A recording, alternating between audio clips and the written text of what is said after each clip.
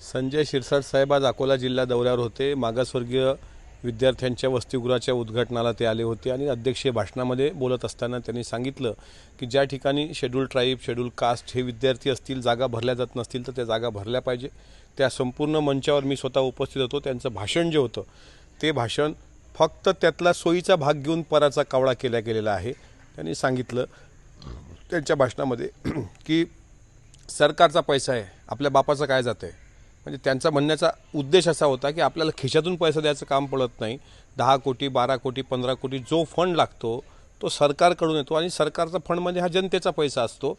त्याच्यामुळे त्यांनी त्यांच्या नेहमीच्या शैलीमध्ये ते भाष्य केलं। मात्र परत एकदा पराचा कावळा केला गेला आणि त्यांचं वादग्रस्त विधान असं दाखवलं गेलं। मात्र हे साफ चूक आहे।